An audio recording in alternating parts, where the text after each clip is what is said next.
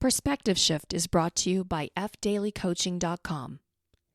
If you're seeking assistance to help navigate you through a difficult time or feel challenged to reach your full potential, Frank Daly can guide you to a perspective that will allow you to utilize your imagination and experience a more fulfilling and satisfying life. Frank has been working with people for over 20 years as a coach, helping them understand the power they have to transform their lives.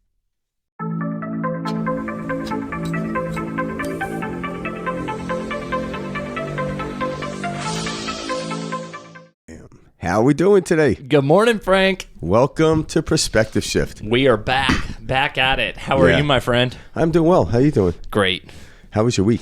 It was awesome. I actually went up to Sholo over the weekend with Kayla. Oh, Sholo. Yep. Right. So we got out of the heat, the summer heat, and we drove up 3 hours north.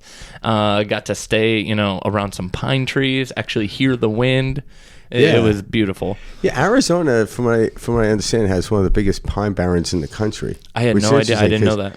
Yeah, I don't look into it, but I remember someone telling me that, so I'm taking their word for it. But it's like, most people look at Arizona as the desert, and there is. Phoenix is a desert, but there's other areas that have. We've got it all in Arizona. Yeah, we have everything, except for a beach. Yeah, that's the one thing. We're not too far away, though. No, one earthquake, we're here. That's all it takes. One earthquake, we're in the beachfront property. Very, very excited for today's episode. This is actually somebody that I've wanted to, feature on this show for a while. Who are we covering today, Frank? We are covering Dr. Sue Morter. Yes. And I remember you brought this up last week, and I forgot. I was watching Gaia years ago and saw her, and her work is really good. And this whole week, looking at her stuff, it just resonated again. She's great. She's great. Yeah, truly a great intellectual understanding of these concepts, but also a deep dive into the emotional feeling aspect of these concepts. Yeah, and I think her life's journey, because she started out as a young child. Her father was into this stuff. Yeah. So she explains, sitting around the breakfast table, dinner table, this was a topic of conversation where most people weren't talking about energy work, especially back in the day.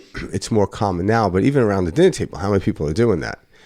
And then she came into the field of medicine through the what we call traditional medicine, of chiropractic and the medical field. So she became a doctor, but then having both sides of it, which I think is brilliant, especially for today, having the ability to explain it and experience it at the same time. Because a lot of times people, in order for someone to come to the place where they want to experience this higher energy that we have, the source that we are, sometimes we need intellectual and logical, what we call intellectual and logical setting for someone to explain it, such as a doctor, such as Sue Morter is, and get people along the path or get into it. It actually helps them let go and jump into it. Kind of like I was talking about the analogy before. If you've never eaten pizza, and I want you to have pizza because it's the most amazing experience when it comes to culinary experiences, I would have to use something that you've had, but I would have to use some intellectual jargon to get you there. But until you had the pizza, the experience wouldn't arrive. But I could at least talk you into trying it without major hesitation. Pointing you in the right direction. Yeah, and Dr. Sue Morter is one of those people that help that. It eases into it. It's not woo-woo or far out there. It's even if you heard it for the first time, like, wow, man, this is logical. But yet it's not logical from how we were taught. And I'm so guilty of that. Like for me personally, the one who, that light bulb moment was a Dr. Joe Dispenza for me. Yeah. It was the analytical, scientific side of these concepts of metaphysics, of, quantum physics, this reality that we're experiencing. That was, for me, what allowed me to go deeper, dive deeper and understand it, was the scientific aspect, like you're talking about, that Dr. Sue so well marries with, the metaphysical. She you can kind of, like you were saying, she's got both sides of the coin, and so it's great because she can touch on points that anybody in a room can relate to and go, oh, there's something here. Yeah. Another thing that I thought was cool that you brought up was, I was thinking about this a lot because she was raised in a household, like you were saying, her father, MT Morter, he was into, metaphysics. He came up with these different bioenergetic, he was doing conferences back in the day when they weren't really exactly. He was on the forefront of this type of healing, in this natural healing, if you will. And so I always think to myself, if I just knew these concepts, at an early age, I would have been fine, So do you call your dad up and yell at him? Why couldn't you be more like Dr. Seuss, Dad? It just makes me laugh because she, being raised in a household like this, still had to figure it out herself. And that's the point of this earth. It's not, we don't come here and it's like, okay, I wasn't born into a spiritual family, so I guess I'm not supposed to know or understand these concepts. It's not like that. Even Dr. Sue, who was born into this family, this was natural concepts at their dinner table, talking about energy healing, the energy your body gives off, the field around you. All of this was very normal for her growing up. Yeah. Where, most people come into this later on in life and it's like a slow step, she was raised with it. And she still found herself like diving into science and diving into this separate self that we have been taught that we are. And she then found herself come back to this. And that's what I thought was so cool. Yeah, I think for her being brought up in that, the transition back was easier than most people. But nonetheless, it's still, because again, she had a base foundation of understanding. Yeah, again, we could sit here and talk about pizza all day long, but if you've never experienced it, it's a concept. Yeah. So it's trying to take these concepts and make them into reality or experiential. And people like Dr. Sue Morter, she actually helps people take what's a concept and make it into reality. And her book, The Energy Code, there's steps to doing that. Mm-hmm. And the one thing I love that she talks about is we are energy, and we created the mind and the body in order to experience it. And when I heard her say that, this analogy came into me, or the way of explaining it at a different level is, we say we are water, right? But now for water to get to different places, obviously other than the natural place we want to work it into, I have to create like a pipe or a hose. We need something to carry it. Yes. So we created the pipe, all right? So the pipe to run through it. But we aren't the pipe. The pipe is the delivery system. We are the water. But the pipe allows the delivery system to have an experience outside the ocean, if you will, in order to go into the land a more direct route than just waiting for the rains to do its job. So we're actually controlling it. And then, so we aren't the pipe. But if you understand how the structure of pipes work, like in other words, why the pipe's breaking? Why is the water not going through? I'm like, well, how many breaks in the pipe do you have? In other words, how many elbows? And elbows is a 90-degree angle. I'm like, if you can stretch that out, all of a sudden there would be less resistance and therefore less breakage of the pipe. So she also goes into the practice of yoga poses and different breathing to realize, okay, you aren't the body, but the energy needs the body like the water needs the pipe to get somewhere, to have the experience. And the better you get to understand how the structure of the body and the mind work, the energy flows better, and the experiential world you have is so much greater. So she's literally showing us how to straighten the pipes out, but we aren't the pipe, and that's what we do the rest of life. We try to mend the pipe and fix the pipe. And let's break that down for anybody listening. The body, your instrument, that's the pipe. Yeah. Plain and simple. Yeah. Your natural self with a capital S, that's the water, that's the energy flowing through. Mm-hmm. And that's what Frank's getting at here, is we've been taught our whole lives that we're just this instrument. We're just this body. Yeah. We're not. With the energy coming through the body. Yep. Yeah. And when you get your mind on the same page and then you begin to feel that way, I mean, this is when you start to create. This is when you start taking control of this experience. Or I shouldn't say taking control. This is when you start to flow with your experience, because it's not controlling everything. We've been taught our whole lives we have to manage and control everything in order to keep it perfect. And that's not the case. That's not how life actually works. In fact, the more you let go, the more life starts to flow. And Yeah. that this is so opposite of what we've been taught. And this is why it's hard to take these steps and, dive deep into these concepts, is because we're afraid. Yeah. Like, you build this business, you build this relationship, whatever, and it's hard to let go. You're like, no, I don't want, this to get messed up. Yeah, and that was great what you just said. And for those out there that are just new at these concepts and they like to control things, well, take the word control and replace it with position. Position yourself in a place where it's flowing. So when you position yourself, it's easier.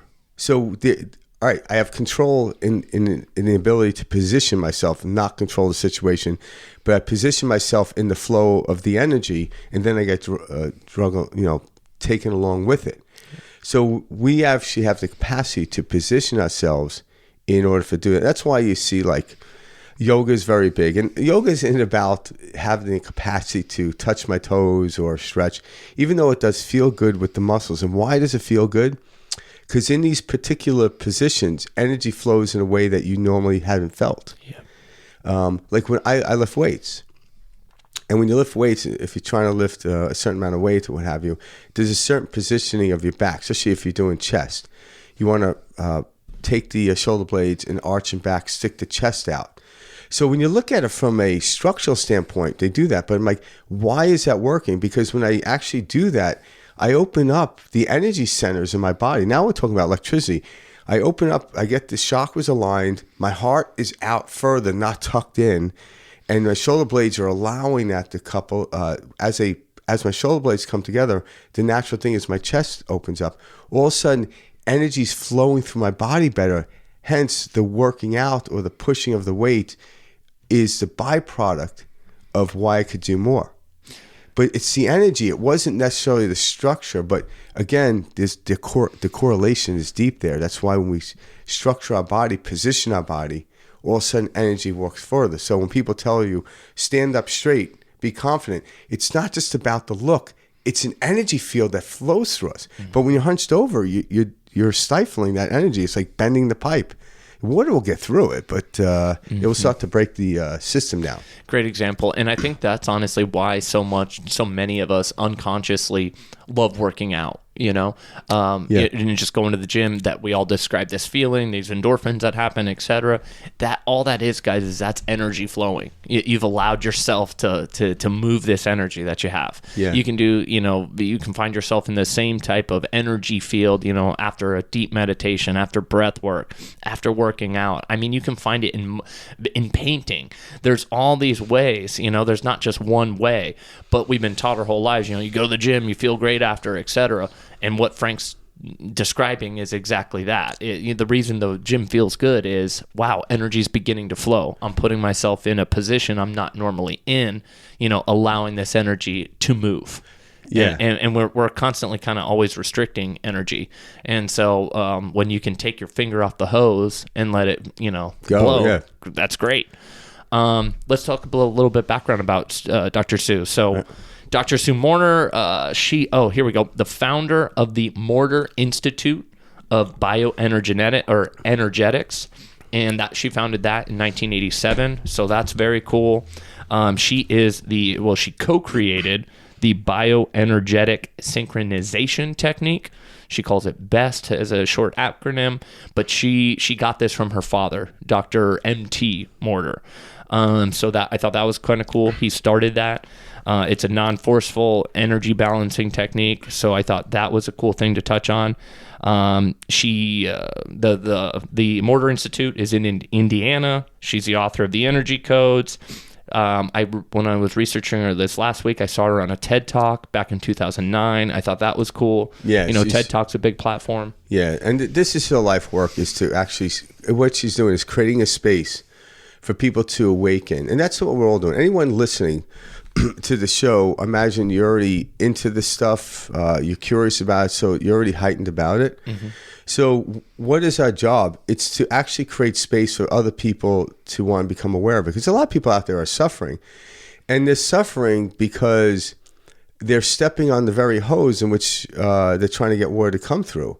And they know the water's supposed to come out at a certain rate, but now it's dripping through because they don't realize they're stepping on the hose. So creating space, the more we get into the positioning of opening up space, the more we allow other people to do it. So our work isn't about coming in and preaching to people. It's about setting our systems right.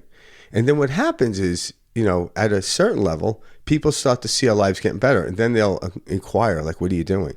And then you give them a different understanding there. But if I go in and start telling people what to do, I wouldn't like that myself. But Sue Morter actually opens up this place, this space for people to come in. And we're all going to get here. There's no doubt about it. The end game is we're all going to get here. How quickly we get there, how enjoyably we get there. How many lifetimes until you get there? Yeah, hopefully.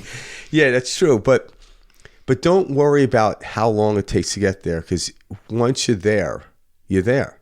Now, sometimes you accidentally step on the hose and you're like, oh, why is the water coming out a little bit? I'm like, oh, last time I did that, though, I was stepping on the hose. You look down, oh, the hose under my foot. No big deal. You get over it. Eventually, you stop stepping on the hose. That becomes a byproduct, But yeah, if you've been stepping on the hose your whole life, like I was doing early in my life, and then accidentally stepped off it, the water came through. It seemed like this weird, like, oh shit. Wait, I let go and it starts working? Well, you didn't even know you let go of it. Like you took a step and you stepped off the hose. Yeah. So you weren't even aware that you stepped on the hose.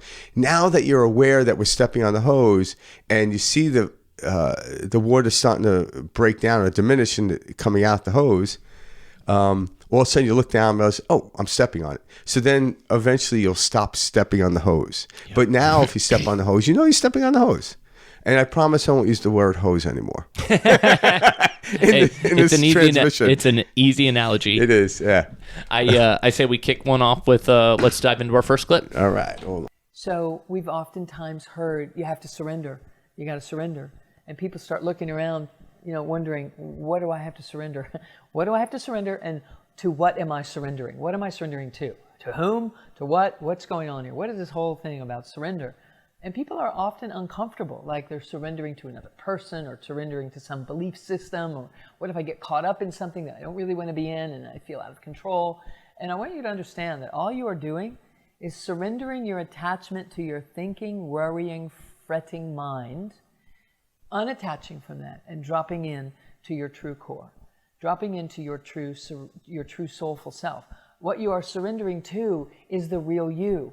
What is surrendering is the false you and the habituated way of operating that it is clinched into and hanging on to. Oh, I have to do it this way.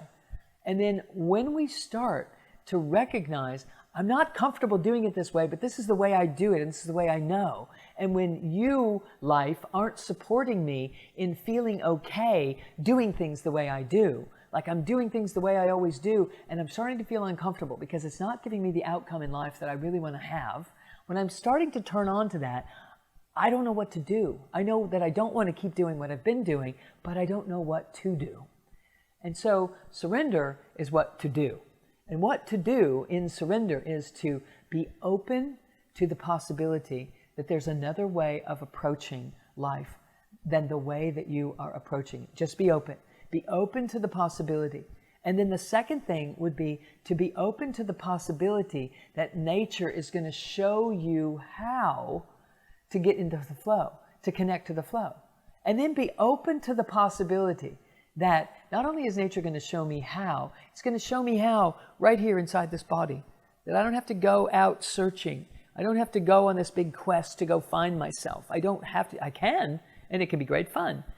But why not have that fun having already found yourself and go out on this adventure, connected, collected, and integrated. So an integrated individual is one who has surrendered from their protective personality and has dropped into their true essential self and is allowing a flow of life to be felt and known. Beautifully said. Right. And so the thing about surrender is, another way I look at surrender is, when you go into the understanding, and I remember hearing this years ago, and I think it was Dr. Wayne Dyer said it. I'm not sure. I'm sure he didn't invent the quote, but he came up with it. But I heard it through him. Is open your mind to everything and attach it to nothing. So what it is if you've never surrendered before, it gives you a safety net. Open up to these ideas, but don't buy into them or don't attach to them. But naturally, you'll position yourself in the flow of it and you'll understand it. Like open your idea to eating pizza, but don't think this is the last thing you ever have to eat. Just taste it.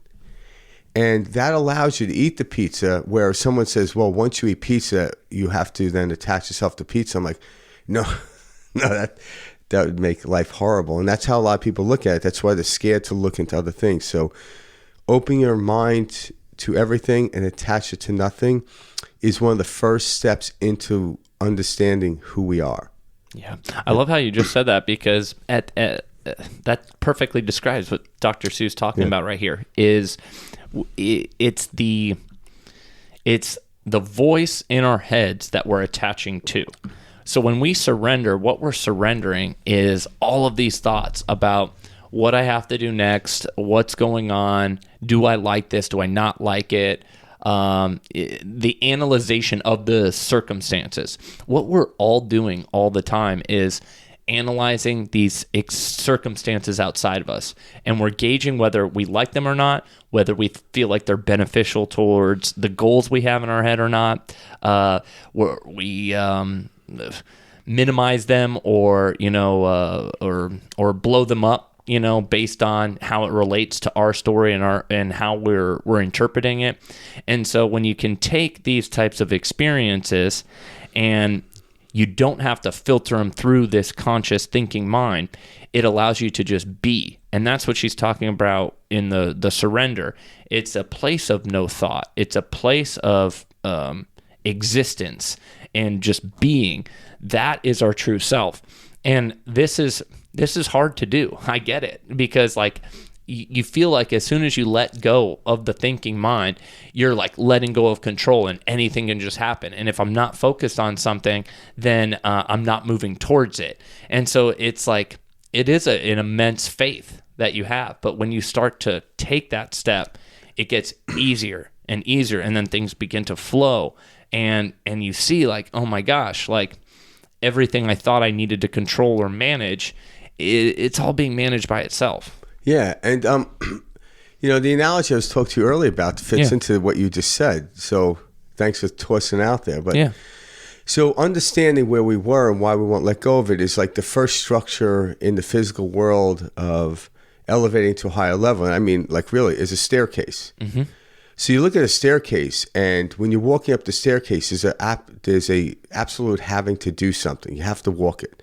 If I stop on a certain step, I am no longer elevating to a higher level. But what Sue Morter and me and Mike are talking about is getting off the staircase and getting onto the escalator.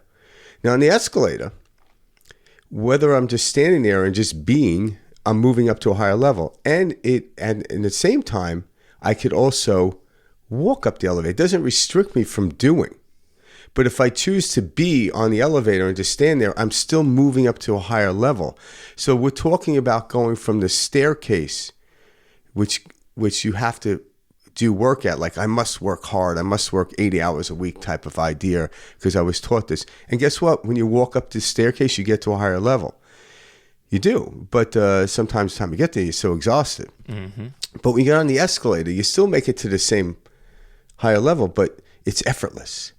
And then even if you want to choose to do something on that, you're not restricted from walking up the escalator. You're just walking up with less effort. Well, and let's break that down a little bit. So I guess like with an escalator, like with the analogy that Frank's doing right now, so the real world, if we think we have to get out and do everything and be control and manage everything in order for us to, move forward, go towards our goal, move it towards a higher consciousness, etc. It's a lot of doing. It's a lot of physical. It's a lot of, I have to accomplish this in order to get that. But if you're on an escalator, and you know that anything and everything that is happening is moving you closer towards your goal, you're not as physically fighting and managing as much or worried as much about controlling the circumstances, because you're aware that everything is moving in the direction you'd like to go. And that allows you to kind of like Frank just said, travel or ascend without the doing, and you can ascend with just being. If you I guess like when you remove the thinking mind and you understand or you claim that, everything is still flowing as it needs to or flowing as it should, you're still moving in the direction you want to. But when you're thinking from a Newtonian perspective or a very physical perspective, you're saying, no, I can only get to a greater level by doing the following. And if I don't do the following, then I have to stay stuck here. And that's not the truth. You don't have to just stay stuck here. You yes, of course, take action, do all that, but you can continue to flow and into a higher level and a higher level experience and towards your goals, etc., without the constant managing, doing, and control aspect. And we know, like you said, I like how you pulled Newtonian physics into it. Yeah. If we knew Newtonian physics was absolutely true, we would love to walk up the staircase. Yeah. Now, for those people who are trying to gain some steps on their Fitbit, if you're trying to measure that way, I'm not taking away from the stairs, but it seems arduous and stuff like that, especially like you watch Rocky, how he had to run up those stairs. Iconic. Unless you have that song behind you, it's like I went to Philadelphia one time and like ran up the stairs. Unlike Rocky, I didn't have that dan da da dan da dan. Like at the top, I'm like, oh shit, this is right. Yeah, but I'm just joking about that. But we know there is an easier way, and we look at like Newtonian physics, even quantum physics. These are literally concepts to explain stuff. Because even the understanding of quantum physics is going to have. It's only going to take us so far, and then a new concept that's going to explain the world. Because we're all talking about consciousness here. Mm-hmm. But consciousness doesn't arise out of the physical world. The physical world arises out of consciousness. So we're trying to, Dr. Sue or Dr. Morter explains reversing it. So we are the consciousness. We are the energy. We're just using the physical world to express it. And we're not limited to the body or the way our mind looks at it. We can expand beyond it. But there seems to be limitations where, in these cases, limitations aren't necessarily negative, because without the, without any bit of limitations, we wouldn't have an experience. There would be no friction of experience. But now we're at a point in human civilization where there's too much friction. We need to expand beyond the limitations where we were. So we move into another one, because now there's even scientists talking about a new form of explanation that goes beyond quantum physics. So it doesn't end with quantum physics. But quantum physics got us to here. Newtonian physics wasn't wrong, but it was incomplete. Quantum physics in itself is incomplete. There's never going to be a complete explanation for consciousness other than the experience we have. Well, that's because it would bring you right back to yourself.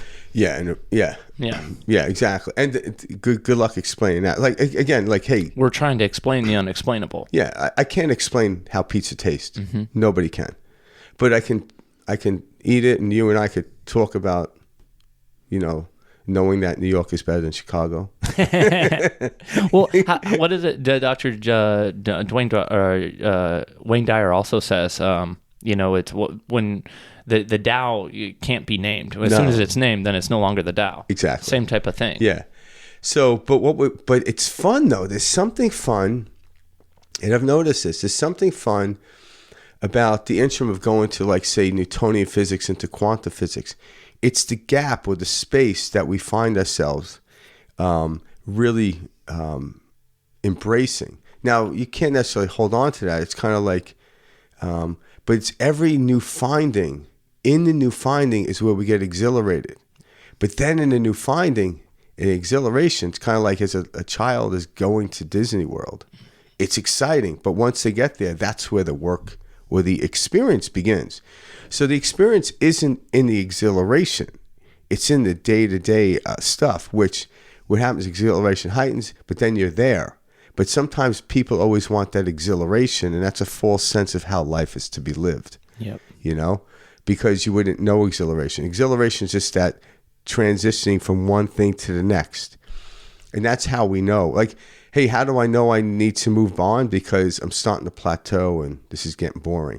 Well, then let's reach for something else. Mm-hmm. And scientists do that, right? Newtonian physics, at the late 1800s, they literally thought that, okay, we solved every problem in the physical world, and the physical world is fundamental, and then quantum physics came along and like, no, it's not. There's something else going on. But even with the field of quantum physics, the physical world was fundamental, but there was something deeper in the fundamental aspect, and that came to a wall because consciousness is fundamental, and good luck explaining that. Yeah.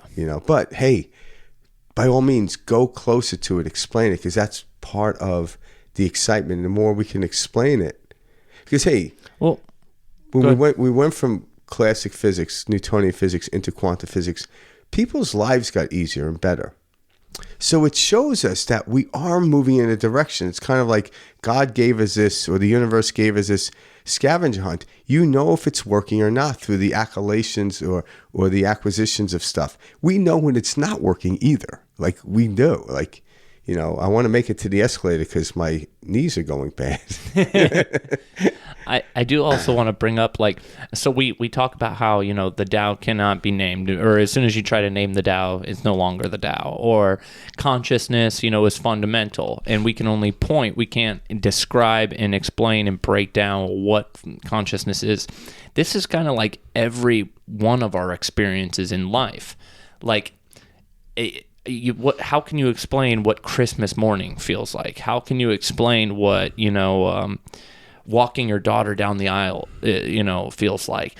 All of these different, very special, important, monumental parts of our life are truly indescribable. Anything worth feeling or that, there is no way to, this is exactly how it is for every single person, etc.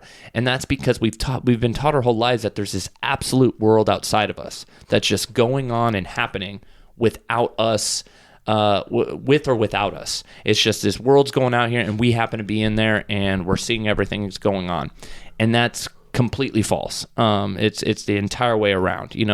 The fact that we are here is why we're having this experience, etc.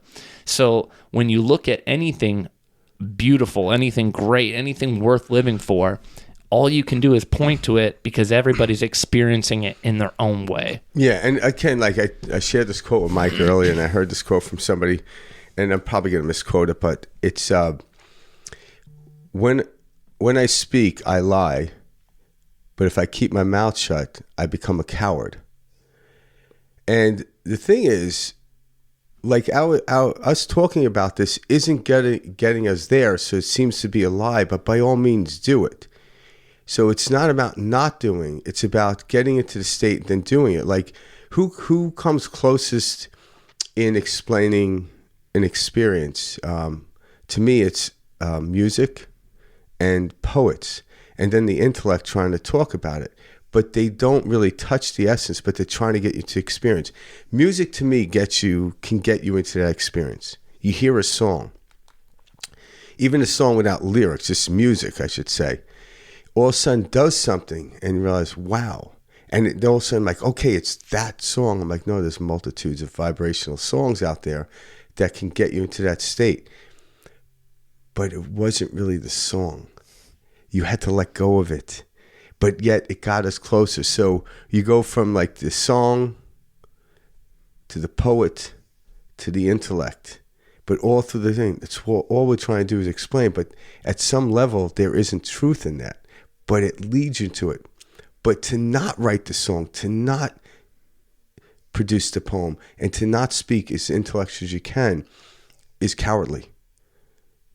It really is. We're here to express it, to get other people to see it, because that's how I came to know it. It allowed me to step into the flow of the water because someone convinced me in my way of seeing things gently. They weren't trying to sell me something, and I did. And I'm like, damn, this is good. Well, like you're saying, you experiencing something so amazing that you can't put it into words. You can't break it down or reverse engineer it, whatever. to not share that would be cowardly. Oh, I can't explain this, or I can't pinpoint it, so I can't, I can't share this, or I can't explain this. And that's why that quote is so powerful to me. Yeah, and everyone has a voice, so everyone should be sharing it. And don't criticize yourself if you're not as articulate or as adventurous at words as somebody else, because everyone has a capacity. Because if I compare myself to somebody who actually was very articulate, I would not be able to speak because I'm not. Don't be cowardly. Yeah, don't be cowardly. Take a chance and do it. But at some level, there's going to be a lie there, but that's okay, because we're searching. In the act of searching is when we discover, we let go. It's a kind of meditation, right? Yeah. What's the purpose of meditation? Well, okay. So in the 10,000 things in the Tao, it's like, oh my God, it's clouded my mind. Well, then the Tao says, well, focus on one thing. So then all of a sudden, my God, I focus on the one thing. And then when I focus on the one thing, somewhere along the line, that one thing disappears and I'm home. Now, if I come out of that and say, oh, it was the one thing, I'm like, no, that's still a lie.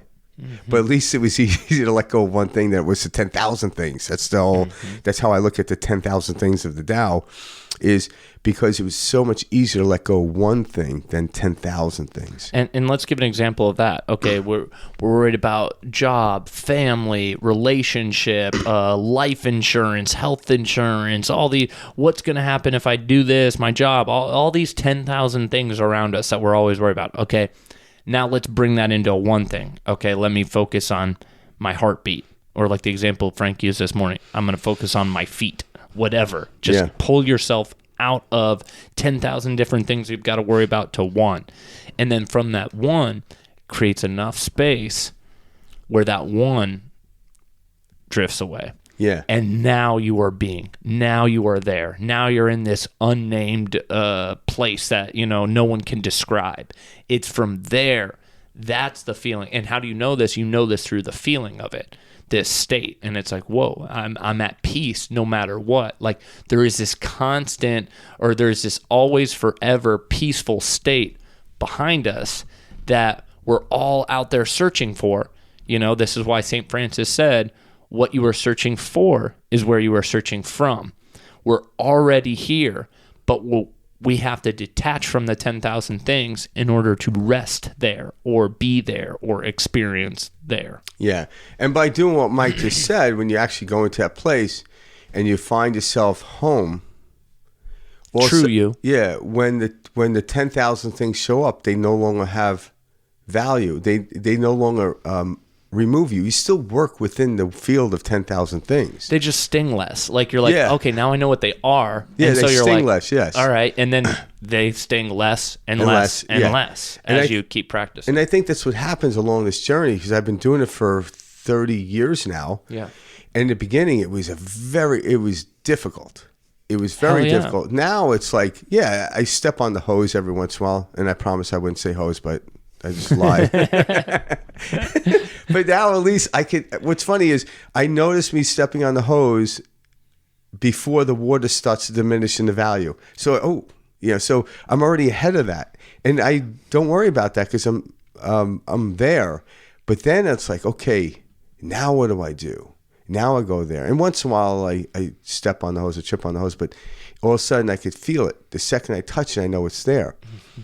But it happened over time for me. For some people, I've heard these, like the Maharashi, when he came into it, it happened instantly. Like I think he was 16 years old and he thought he was going to die. So he literally laid himself down. It's like, I'm going to die. And in that moment, he realized... True letting go. True letting go. That wasn't my experience. I had to step and trip on the hose for a very long time. Yeah. But nonetheless, I realized, hey, it's not a big deal. That's it. Yeah. Mm-hmm. So this next clip that we got, we're diving into. Let's play this one. This is a good one. All right, here we go. So you might want to jump in to something and get it together. Okay. So to lessen our limits is something that became obvious to me in this past weekend.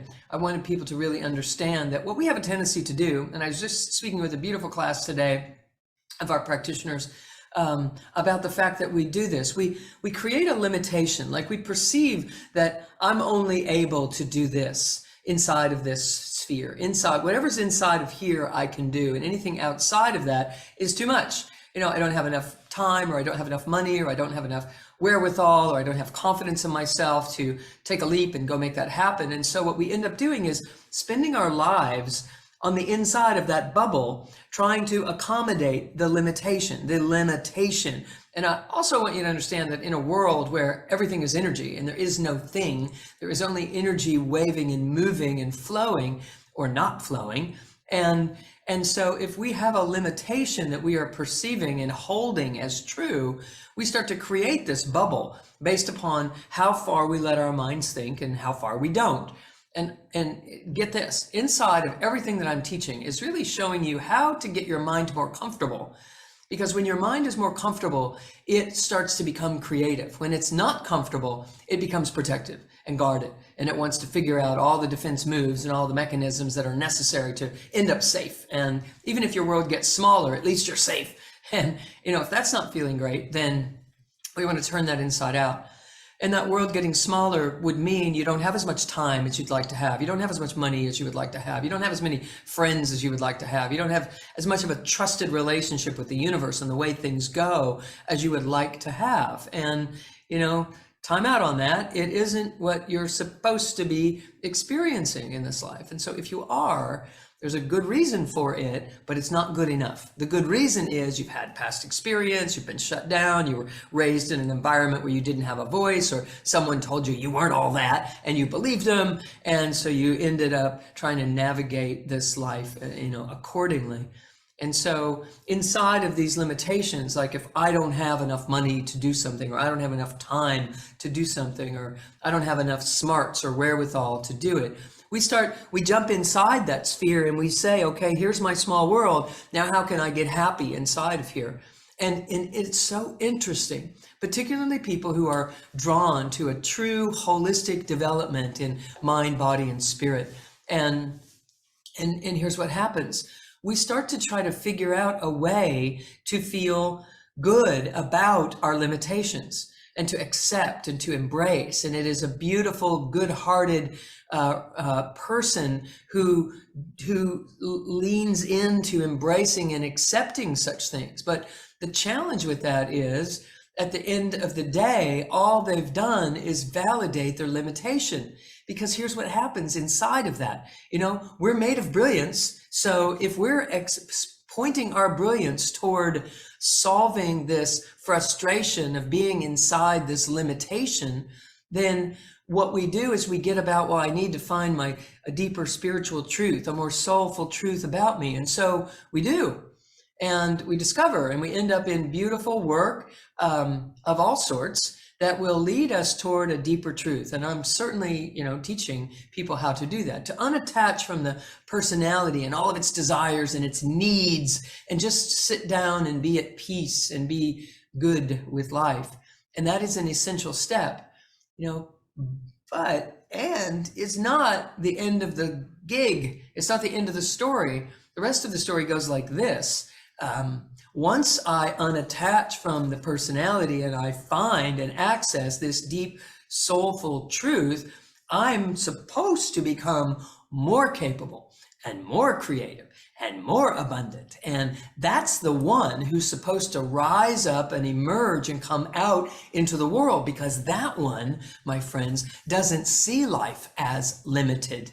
That one thinks differently. That one perceives and actions and comes up with creative solutions to disassemble the sphere, disassemble this smaller compartmentalized world that we've grown in, climbed inside and lived in, felt the frustration, woke up realizing I need to get at peace no matter what's going on. And then we just sit there, peaceful.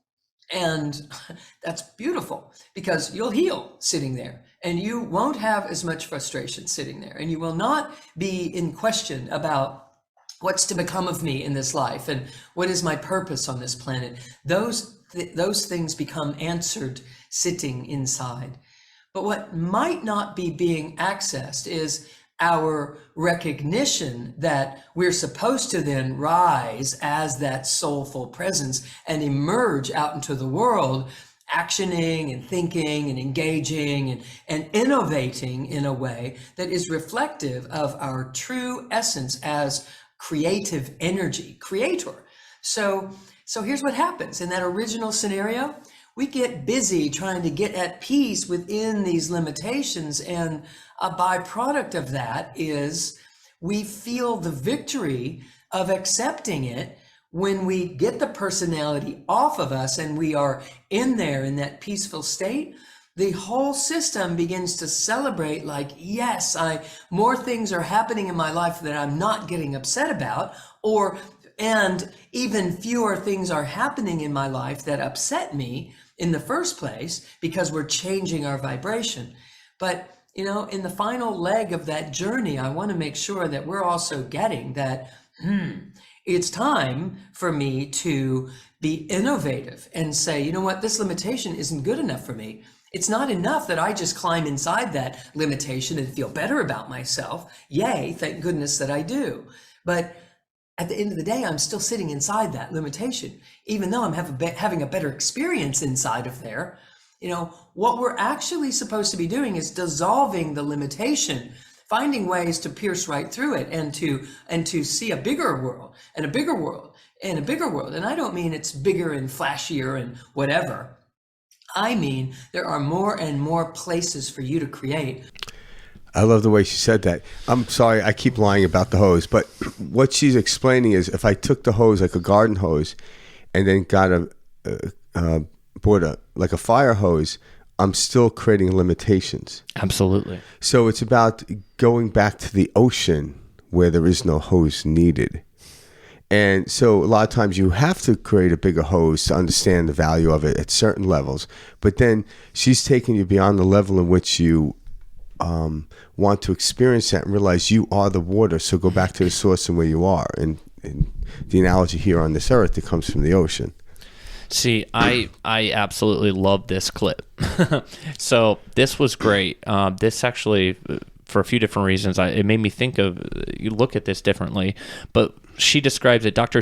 Morter says, we feel good about our limitations and we are only validating our limitations. And this is kind of the world that we grow up in, is full of just limitations. And what do I mean by that? I mean, when you are born, you have a race, you have a gender, you've got a culture, you got a certain IQ, all sorts of different things. In this day and age, the gender's going away. I know, right? But like these are these limitations, if you will, that we are told this is what you are. This is a family you come from.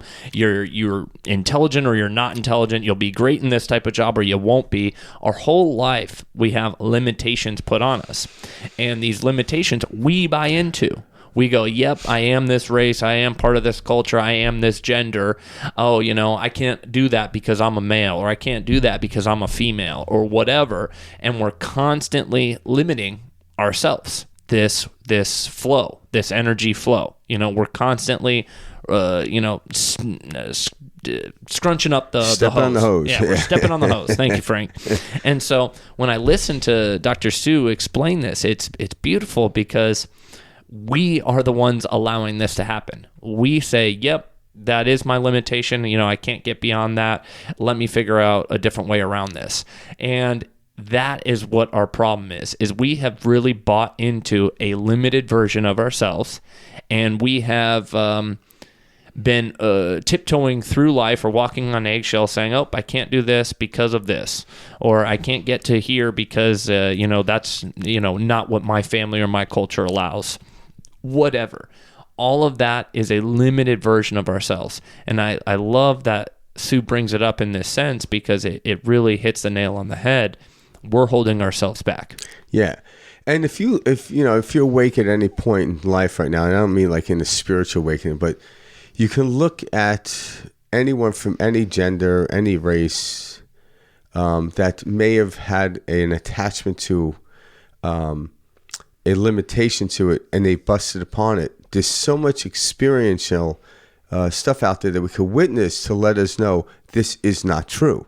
Because we've seen it. We live in a world where we have technology. We can watch anything. We can watch people do amazing things. Like the craziest thing is I remember watching this like child that this father had to hold the kid on the stool of the drum kit, and he was playing freaking Neil Peart. Oh my gosh! I was like, "What?" The kid Was barely it 3, 2? Yeah, I was like, and he's wailing out. And he's playing. I think it was Tom Sawyer, and there's a cool drum thing. And I'm like, this kid's like, 2 years old or whatever, and like he's already playing what a grown man just would have like accomplished to get to. All right, and I'm just using as an example. So it shows you we're not limited, other than we think we're limited. Yep. Now, we take concessions, right? Because it's not about feeling bad about yourself. So there is a part about becoming, looking at your limitation as a limitation, being okay with it in order to get to the level where you expand and pop the bubble,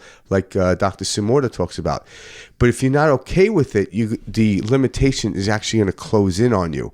When you become okay with it for the moment, it allows you to see that, but that's when you want to pop the bubble. You don't want to then immerse yourself in it and say, well, I'm okay with this. I'm like, be okay with it a brief moment to let energy flow. And when the energy flows, like, no, I'm going to pop this bubble. I'm going to get rid of the hose and go right to the ocean. And in that moment you're talking about is what Sue touches on when she says we feel good about our limitations. Yeah. We validate our limitations. But don't get stuck there. Well, yeah, but that's the thing. We do this in society too. You see it all over the place with just like how we're conditioned with news and social media and all that. And we like share these different memes that like make it funny. And people are like, oh yeah, see, everybody feels this way. Yeah. This isn't uncommon, or I am completely validated for feeling this way. Look at others feel this way. And that's this wasteland cesspool of Twitter and Facebook and all these people going onto a platform and spilling this self-hatred, etc. And people are going, yes, I feel the same way. Yes, I'm validating you, and we feel like, oh, see, others out there believe me, this is a real thing. I am experiencing this. It is being validated, and it's keeping us all so small. Yeah. And also another way to explain it historically, just look, you just go back a couple of generations of technology, say. All right, so you look at the technology when they invented the radio. So that allowed people to communicate and talk over a distance of time.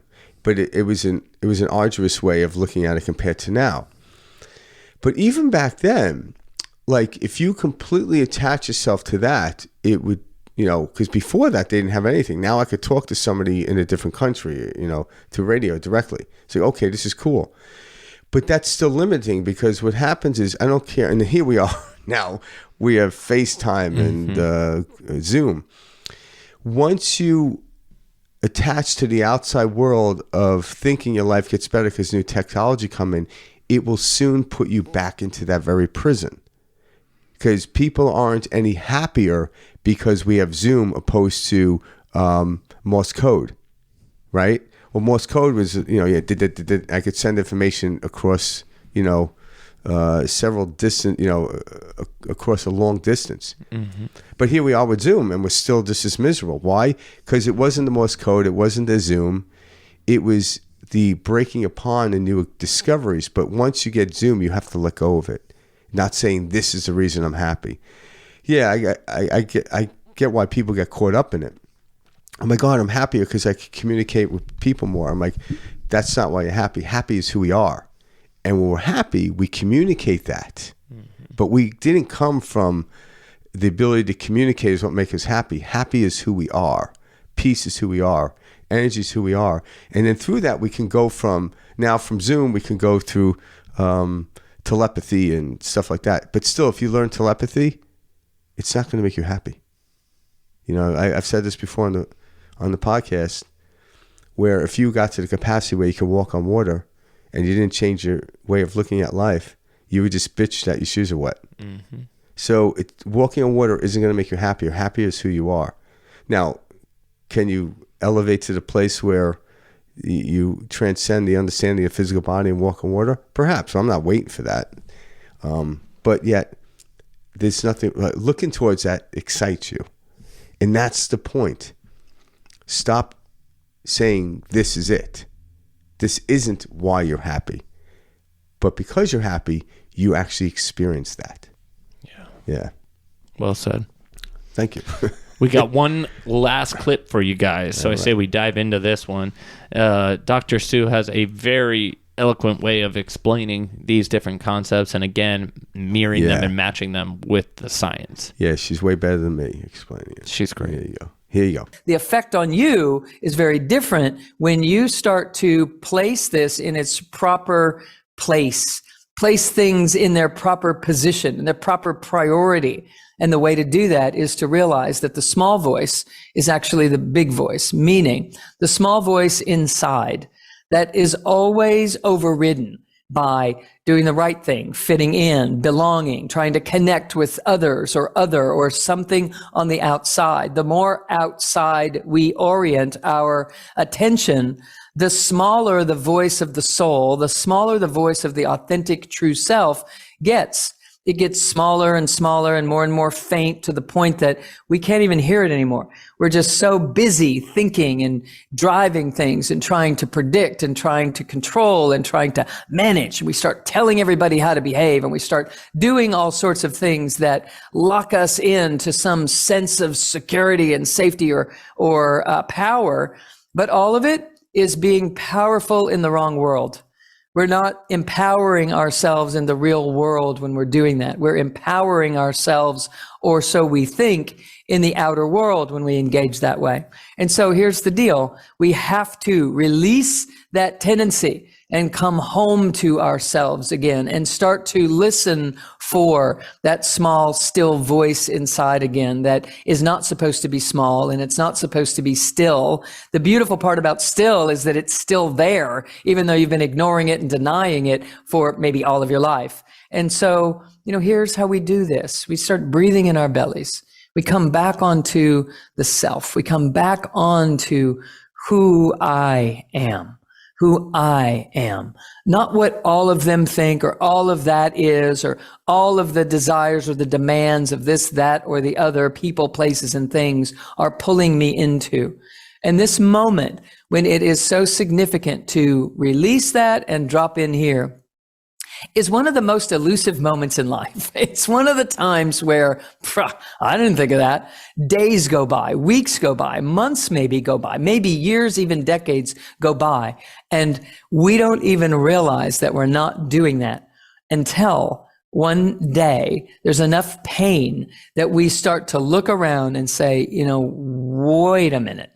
What have I been doing? What is this all about? What am I misperceiving? What am I allowing my own mind to do in its creative and powerful ways, to misuse its faculties, to write such stories and to build such evidence and to have a case of misery? Never mind that it's of misery, but it's a case. And when the mind has this case, man, it barrels down the road with that. And then something happens that trips you up.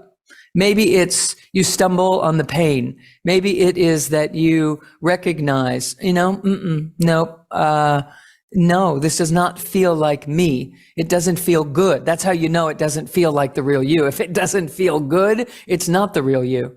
And here's the solution.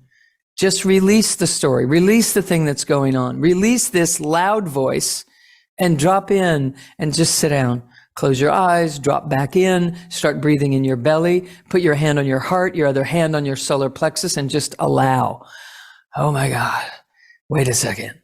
Where am I? Where am I in all of this? Where is the me that I want to be? Where's the me that knows how to live life without getting tripped up in such dramas and stories? And what have I allowed to happen in my life is a question to ask. What have I allowed to happen in my life? Just know that it's pain. That's all. You just allowed pain to happen. So where's the real me? Let me find this, and start breathing in your belly. And if you just start breathing in your belly, just like this, inhaling and exhaling. And if you slow that down and stretch that out, the longer the breath, the small, still voice gets to come out in between those breaths, the inhale and the exhale. The slower your breath, the more expansive your breath of inhaling, maybe to a count of 10. That's a good one. And then exhaling. It keeps this mind that goes like this. It's always thinking and ruminating and predicting and gyrating on all sorts of things. It gives it more space between those thoughts. And when there is more spaciousness between the thoughts, that small, still voice can come up and say, here I am, here, let me out of here, let me out of here. You know, it's like, come on, you know, remember? Now, here's the deal, you guys. We come to this planet to learn how to do that. That's it. Period. That's what we come to learn how to do. I love that analogy. Yeah. I like how she says that's the reason we come here, because that's the truth. Yeah. We come here to remember what we are. Yeah. And a sport analogy popped into my head, so I'm going to use it. And this could be applied to all sports, but I'm going to use baseball. So when you look at baseball, the object of baseball, and I'm going to use this from this point, but like, again, other sports have these instruments in them or sessions in them. But the object is for baseball is to start home and to get home. Now, at the end of every inning, which every inning will end, everyone, even the people in the field, exit the field and go home to just start another game. So when you come from home, then go out into the world to experience it, but knowing that at some point the inning is going to end and you go home. And, you know, in boxing, there's the corner, so to speak. In football, there's the halftime where everyone leaves the field. But if you were trapped on that field, which people think they are, this is where life gets scary. But you aren't the field. You're just experiencing the field in the physical realm is what I'm talking about. But you are the field of energy that's creating the field of physical existence. So know that, like, when you look at it, the object is to start home, but to go out and leave there, put your focus or attention in the outside world. But knowing that you're going back home is what keeps you having excitement and fun in life. Right? That's a great example. Yeah. And that kind of ties into how we started this episode, which was, you know, you would think, okay, you raised in a family, this is your dinner time, you know, you started at home. You know, yeah, you more than anyone started at home here, but she still had to venture out. She still had to experience that separate self in order to bring herself back to her true self. There's nothing great. Listen, getting up to bat, you're starting at home, but there's nothing greater than stepping over the home plate when you're rounding third. There is nothing greater in baseball. And there's nothing greater in life. Yeah. You know, and sometimes you get out there, you might get tagged out, but you always have another shot. But, you know, like coming back to yourself, you know, these concepts, there is nothing else that matters. There isn't. I mean, go out and experience it, sure. Well, because consciousness is the only thing that can actually create matter. It's so funny. We are consciousness. We are. And I say I'm not talking about my corporeal Frank that's sitting here in flesh and bones. It's kind of like this body you're seeing is kind of like the glove to the hand or the hose to the water. Mm-hmm. That's all it is. It's allowing a function. There's a function for the body, but I am not limited to the body. I'm actually working through the body. And we start to grasp that concept and have experiences this way. You know what you're talking about, but that's why you keep expanding out in the field. You know, how better can I play baseball? I'm like, you don't give up. If the objective is just to get home, people are like, why don't you just stay at home? I'm like, no, you want to go out into the field. You want to round first, steal second, round third, and just run as fast as you can and slide before the catcher tags you out. And that's the most brilliant thing. Best way to do it about hitting a home run. Yeah, right. That's the true spiritual journey. I chose this video because I love just the line that she starts with, which is the small voice is the big voice. Yeah. And that is the truth. We're taught that we are the thinking mind. We're taught our whole lives that whatever we're thinking about, etc., all that constant, where I got to go, what needs to be done, my goals, whatever, all that noise is us. We're taught that's you. We're taught that, this is normal to experience life this way, constantly, narrating, constantly jumping from next topic to next topic, etc. We've been hoodwinked and convinced our whole life that that's normal life and that's the way to live. But this is why we're all so tired. This is why we're so depressed. This is why we have so many different dis-eases and all this stuff going on in life is we're always constantly thinking. And it's the small voice that's actually the big voice. And what does she mean by the small voice? It's that silence. It's that behind the big voice, behind the noise, the being, the knowing. And that is what's so powerful about what Sue's talking about here. And the thing I wrote down from this clip was the more we orient and we face on the, the more we orient and focus on the outside world, the quieter the voice inside of us gets. And that's what we're all experiencing each day. We get so wrapped up in the 3D, the image that's appearing on the screen, that we forget underneath that or behind that is the small voice, is the creator, is your true self. And so, yes, like a lot of stuff's going on. It can be overwhelming. It can be, exciting. It can be, fun, whatever.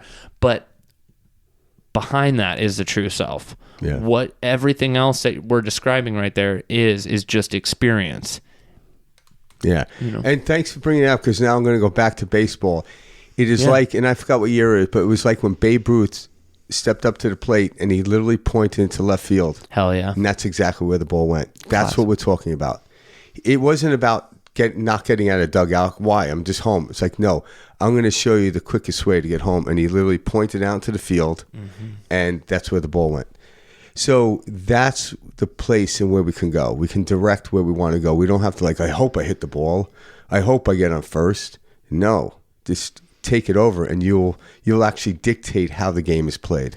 One of the great things that Sue Morter touched on in this clip too was how she referenced the real world. So she referenced the real world as that quiet voice inside of us. But every one of us, everyone listening at home knows, you start talking about these concepts with somebody who's, not familiar or something like that, and like, what the hell are you talking about? That's not the real world. And we have been so taught our whole lives that the real world is outside of us. And this is utterly false. For anyone listening, this is totally and utterly false. Yeah, and don't take mine and Mike's word for it. Actually, there are scientists that have already proven this. But yeah, and please, beyond the scientists who have proven it, go experience it, because you will experience it. But so we're taught our whole life, oh yeah, that's not how the real world works. What's the real world? It's a set of a narrative that's been put on us by whatever, media, big oil, big pharma, whatever. It's all total bullshit, and we've been sold on it, and we've ate it up our whole lives, that the real world is outside of us. There is nothing more real world than the inside of us. Well, yeah, because think about this. You can't experience the world outside of you. You feel it in with. So, if I see something, what am I actually seeing?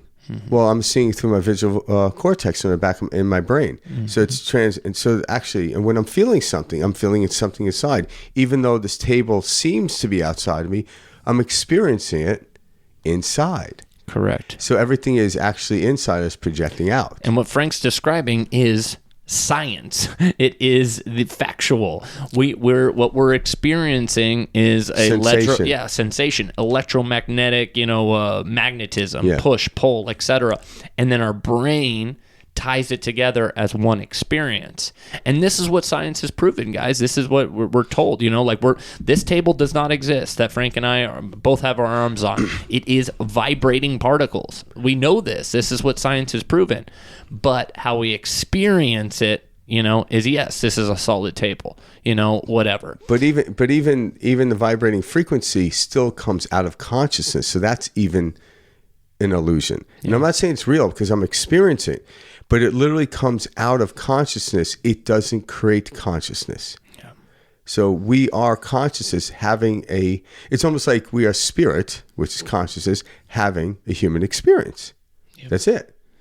And we start to understand that the human experience can then expand beyond the bubble in which Dr. Sue Morter talks about. We could pop that, but still be within the field of experiencing the physical world. It's experientially, not in the actuality of it. One thing that Dr. Sue Morter also brought up in this is, the amount of pain and suffering that we go to until we finally just let go.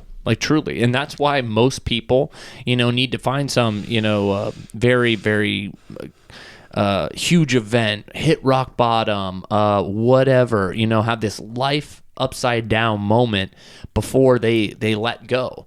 And it's because the pain, the suffering is so great that they just can't hold on to it anymore. And it's in that moment that they let go that they create that little amount of space that Frank was talking about, where they experience, wait, what? I don't have to, this isn't constant pain. This isn't only suffering. There is hope. There is, that right there. And so if you are in a low point, or if you have experienced a low point, that is the catalyst. That's the reason you're listening to this show right now. That's the reason you're exploring the metaphysical world all around us, is you had that little gap where you're like, I don't need to feel that pain. Or, that pain, was temporary, and it was me going back to it that kept bringing it up and over again. Yeah, it's because who we are. We're experiencing consciousness, experiencing in the metaphysical world. Yeah. Because that's really, it's an experience, but it's just like a movie. That's exactly what this is. Without the screen, there would be no movie. But the screen allows the backdrop of the movie to appear, like if obviously it's projected on, or like a TV, it comes from outside. But as the movie changes, the landscape changes, or a different movie changes, it does have no effect on the screen. It doesn't leave an imprint on the screen. But the screen, who we really are, consciousness, allows the movie to be seen. Who was it? Was it Socrates, or was it Plato, the cave? Plato. Yeah. Okay, so we've got, this amazing philosopher, etc. This is documented. Plato's talking about, we have the Platonic solids that we use in science and math and everything to this day. And he's giving this exact same analogy that Frank was just describing with the screen, except his was the cave wall, and there's a fire behind, and, those trapped in the cave, or, they see the shadows on the wall and think that is real. That is all that exists. So we look back at these different... is that where hand puppets came from? Probably. But we look back at all of these different little... Or we look back at all of these moments in history and these things that have been shared, and they're all pointing us back to the same place. Yeah. They're all telling us the same thing. So what society wants you to believe is Plato's good enough, to give us the Platonic solids and give us some sort of mathematical equations, but everything else he said is bullshit, right? Well, I think they misunderstood is what happened. Of course. I guess what I'm trying to point out is we have had great sages our entire life try to share these concepts with us, whether that's Buddha, Jesus, Moses, whatever, whoever, in any, time period that you would like. Yeah, the story... They've all been pointing to the same thing. Yeah, this story echoes through time. At millennia, literally, forever. There are so many... Anybody that we, look up to and hold dear, in society, and we learn about in our textbooks and all this stuff. It's so funny how we don't go back to their biggest point, which is, hey, let's show you how to get home. Let's show you what you are, and so you can remember what you are. Because you are home. Yeah. So, and the best part about this too is this can never evade you. You can't lose home. You can't. No, this is always with you. It's behind the mind. It's behind the thinking mind. So one of my favorite things that Sue Morter, when I was researching this week, I was watching her Conscious Life Expo, and one of the things and you guys should watch that on Gaia, it's great, but one of the things, she gave a great visual, and she puts her hand up, and she's like, okay, so we have this thinking mind, and here's this thinking mind, and it's talking, right? Well, behind that thinking mind, and just underneath it, is the true self, kind of floating there.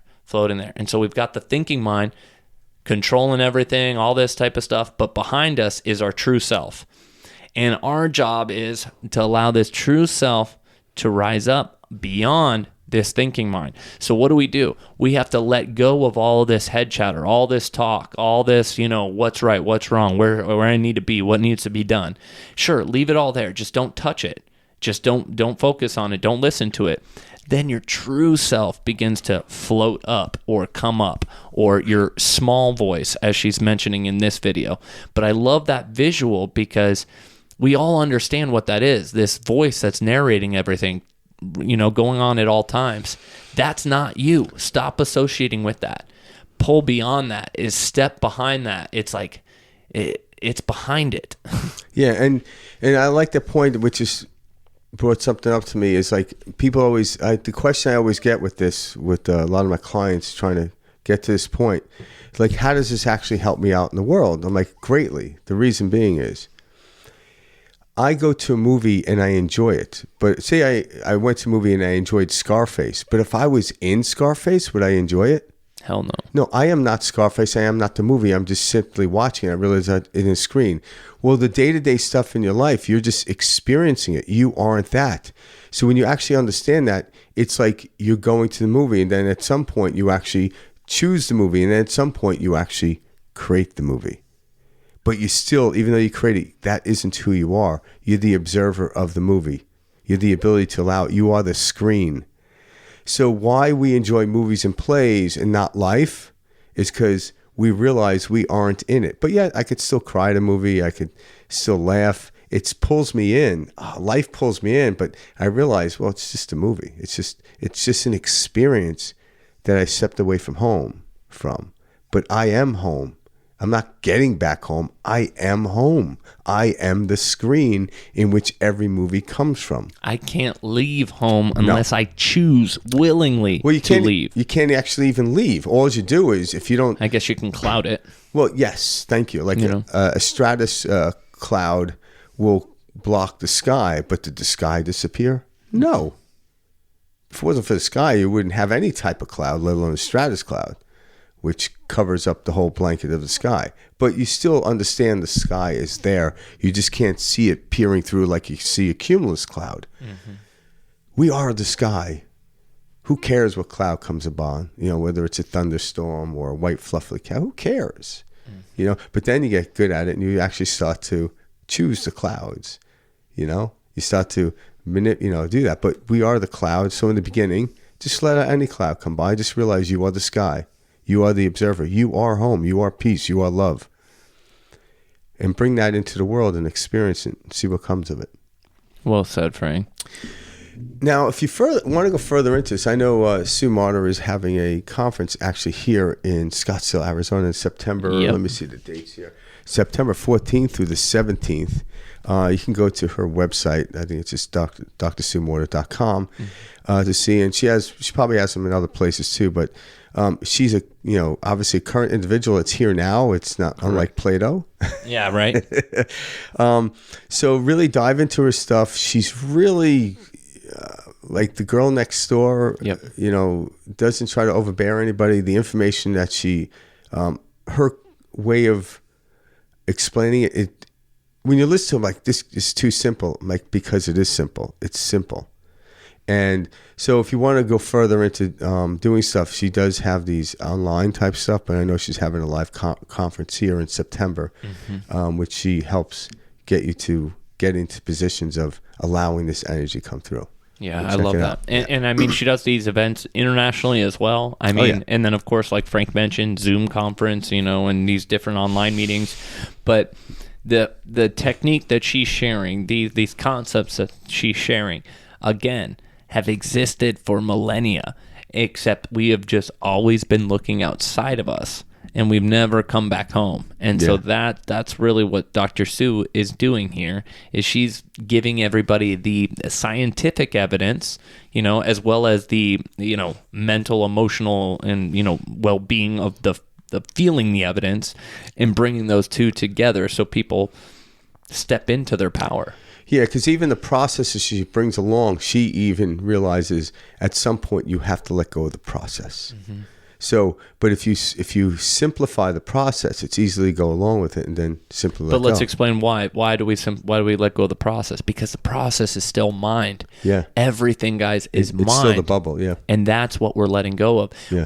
It's so hard for us to just have no thought, because our whole lives we've just only had thought. We've only had this voice running. Yeah. But it is no thought. It's just a place of being. This is hard for us, especially in Western culture, to understand, because we're constantly narrating. We're afraid that if we stop thinking, the world we've created is going to crumble. All of our goals, everything we've worked so hard for, is just going to fall apart. That's not true. And know that at this point in time, we're moving from the staircase to the escalator and even beyond the elevator, and even beyond a Stargate. Yeah. However you want to look at it. And each of those just make it more simple, more at ease. Because even getting onto an escalator, I still have to wait for the thing to get to the top. But I'm using these analogies because there is nothing wrong with the staircase. But it only got us so far. And even the escalator is only going to get us so far. And the elevator will only get us so far. But I'm using these as blocks of understanding. One isn't better than the other. They're just different. And we know it could be easier. But after a while, the escalator will be cumbersome as well. And then something else will emerge. But we're the ones in where it emerges from. Yeah. There's a lot of great content that Dr. Sue Morter has online, guys. She hosts her own podcast, like Franken mentioned. She's got her own website. She does travel. You can, she does do, event speaking, all the above. Dive into her stuff, guys. She's got some great, quick, easy to, watch stuff on YouTube. But like, go watch her on Gaia. Go to that, Conscious Life Expo that she did. She did 2 of those. Those are some really powerful events that she put on. That really captivated me when I first, heard about Sue. I mean, she just captivated my attention, and from there I was like, God, she gets it. And so I know you guys will feel the same way. Yeah. And in light of this, I want to mention also too a good friend of mine and Mike's. He's like a brother to me and Mike, Jeff Mugongo. He was in a horrible motorcycle accident. He's laid up in the hospital right now. So we would like anyone out there listening, just send your prayers to him. If you don't remember him, he actually had 2 podcasts with us. I forgot what the names were.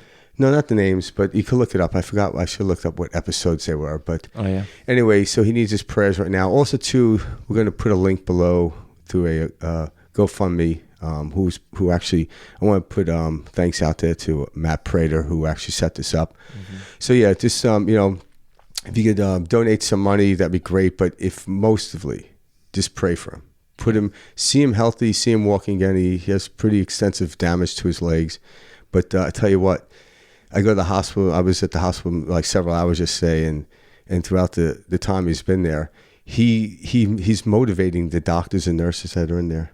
So, he's just pushing it back. So I'm not worried about him. He's in a very loving place. But tell the audience, what do you mean by motivating? Because this is a powerful story. When you shared this with me, yeah, like they'll come in, and a lot of them, like he actually, one guy's like, "Do you believe in God or Jesus or whatever?" And they're like, "Oh, no." And here he is teaching them love in a place where their physical bodies are perfect, but yet they're walking around miserable. And all of a sudden, when someone like him says in this condition, it's weird. They listen. And they had to move him in the bed one day, and just moving him creates great pain. So instead of like cinching or screaming, he was motivating him like a coach would to teammates on the field. Come on, we can do this. Yeah. And he's like, come on, you got this thing. And all of a sudden, you could see the motivation of these people helping him out move more precise, more conditioned, and he got him on there and then, put him back on the bed. And he's like, yeah, you got this. God. So here is a guy laid up, still motivating people from that place. Hey, if you got all your faculties, this is what it's all about. Jeff Mugongo is showing me, and he's inspiring me every day. So if you can, pray for him. We'll put a link below for the GoFundMe ad and everything else, and keep them in your heart. Sending a lot of love your way, Jeff. Right. Yeah, we can't wait to have you back on, and you can share this experience and kind of chat with the audience in regards to what you're going through now. So we love you, brother. Yep, he's part of the family. Yeah. All right, if you like what you heard, you have any comments or questions, just go to perspectiveshift2020 at gmail.com.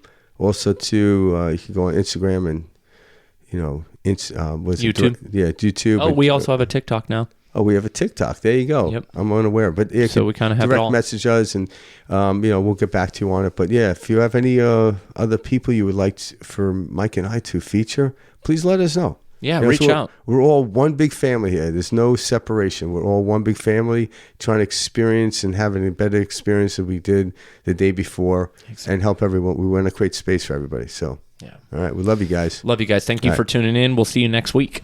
Peace out.